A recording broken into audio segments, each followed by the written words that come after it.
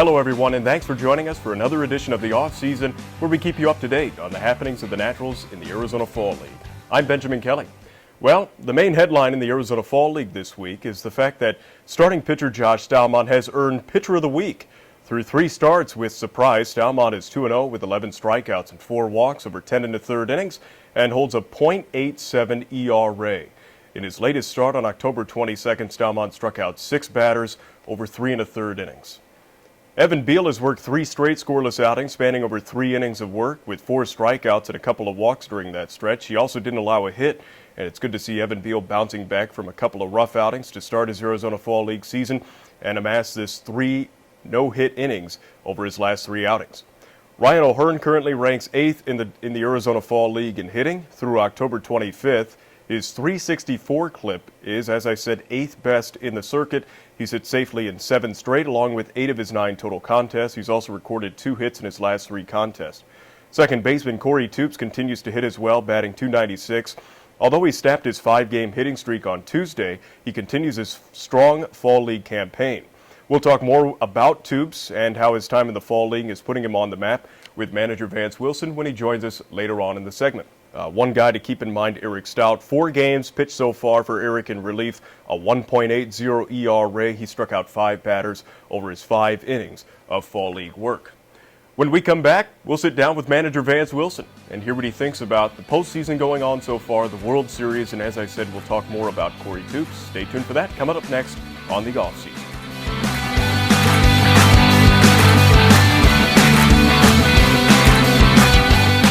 Welcome back, everyone. We're sitting down with the skipper, Vance Wilson. And, well, Skip, it's the off-season, and if you're not in the Arizona Fall League, you have a lot of free time. So what have you just done to stay busy? Well, one of my strengths and weaknesses is the fact that I'm all baseball and the season's going on. So when the season ends, I got landscaping, family things, honeydews, garages to clean up, just things to help my family out. I do a lot with my daughter. I follow her activities around. She's on the drum line at Harbor High School. She's involved in a lot of things. And just kind of settle back into my wife and daughter's routine. And then think baseball. I think a lot of baseball, even in the winter. Well, have you watched a lot of the postseason? I have, yeah. Incredible, unbelievable games, not only from what the guys do on the field, but following managers' moves. It seems like a lot more has been in the media with that. With that being said, to see 2 great stories in Cleveland and Chicago has been exciting.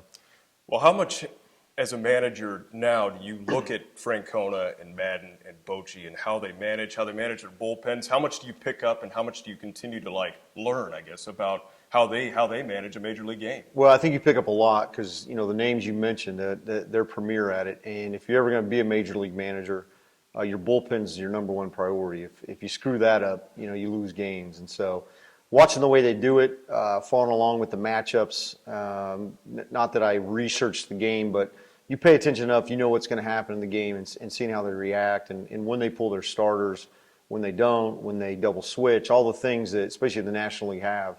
It's fun to watch.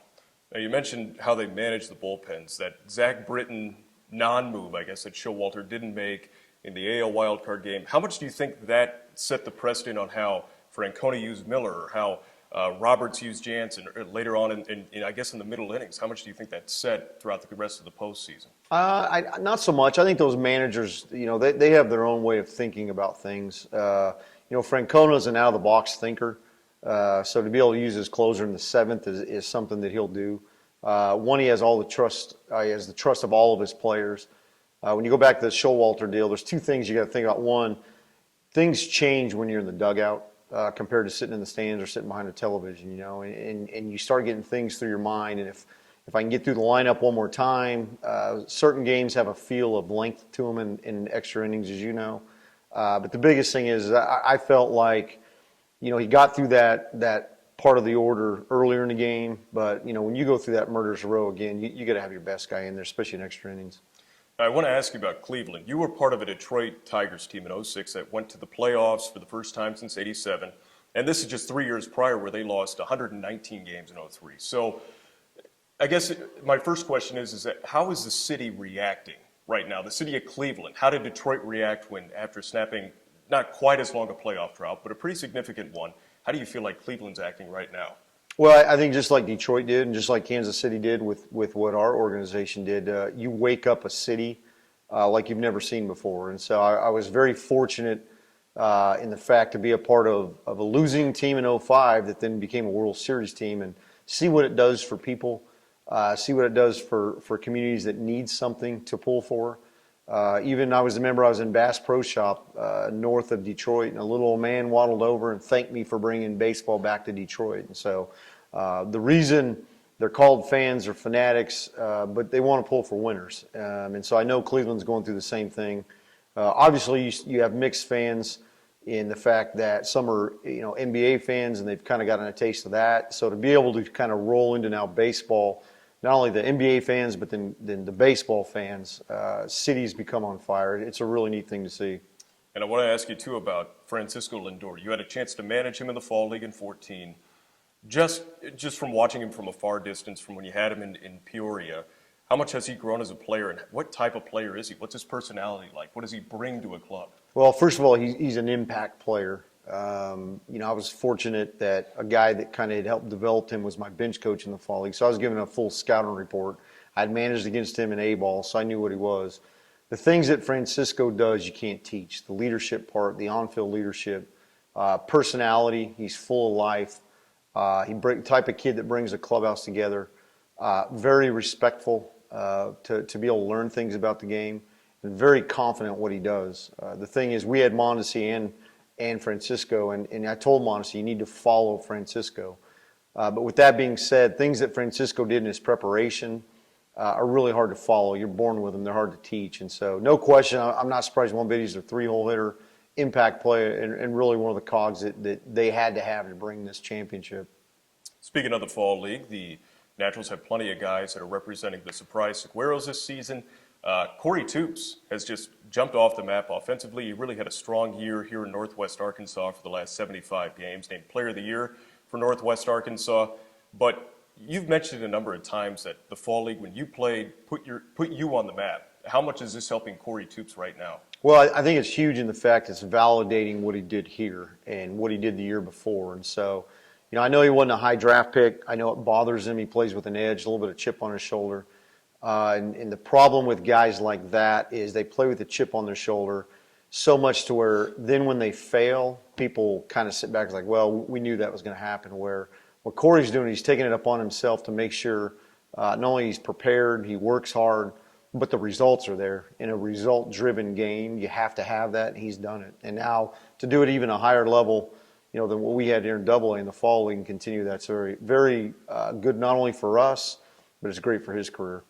And I want to ask you, too, about the Dominican Winter League. What's the true value for these guys to go overseas, not necessarily overseas, but to the Dominican or to Venezuela, to Puerto Rico, to play in these foreign winter leagues? What's the value for a player when they do that? One, I think it's atmosphere, and it's really funny how you look at winter ball. Atmosphere there it's all about winning. The advantage of it takes it off development, and you go over there. If you don't win, they send you home. You don't get paychecks, and so not only you're developing your skills, you're developing through having to win. The fun thing about winter ball is the good thing over here for our guys is if you go over there and do great, you did great in winter ball, that's a good thing. If you go over there and you fail, it's okay, it's winter ball. So it's really a win-win situation, whether guys go over there and do well or don't. They get that experience of atmosphere and the pressure of winning. Now, I know you played in Australia, but did you ever play in any of the Latin American winter leagues? Yeah, I played in Dominican. So I went over. I'd come off an injury in '99. I needed the at-bats. They sent me over there, and I was over there for 7 weeks. Caught great, wasn't hitting, and got sent home. And so it's kind of one of those things where I experienced some really good things over there, some really bad things. As far as getting sent home, I needed the at-bats, but the atmosphere is what I was able to bring with me. So how does that all work? I notice they carry a ton of guys on those Dominican League rosters. So they have so many transactions where they activate a starting pitcher, then they deactivate him the next day, activate another guy. So how does that all work? There's crazy rules. Obviously they have their rules in place. One, it helps protect professional players that have had a long season and obviously in the States. That way they can't use a guy, every single day in winter ball. They do need rest. They do need to pitch. So it allows them to be able to, transfer and move their roster is an advantage to them to be able to pitch, but yet doesn't hurt the player very much. So with that being said, there's crazy rules. It's crazy stuff. Some guys don't want to play certain days. Some guys are ready to come home. I wouldn't want any part of it. As far as running a team, it'd be great to manage, but running a team, there's got to be a lot of headaches involved. All right, Vance, your World Series prediction. Who do you think? Well, I'm 51% Cubs, 49% Indians. If I had to guess, I'm going to pick Cleveland. One, because I think that they're going to finally be the team that beats the fact that they've had a long layoff. So when I was with the Tigers, we swept the American League Championships. We had 6 days off, and we lost our mojo. So every time a team has that long layoff, that's the thing they talk about. I'm a big Francona fan. Again, my good friend Dave Wallace is their AA manager. I had Francisco Lindor. So I think Cleveland's going to win, and I think Andrew Miller's probably going to be the trump card. There you have it. From the manager of the Northwest Arkansas Naturals, Vance Wilson, joining us here on the offseason. We'll be back with the upcoming transactions that the Royals have made recently.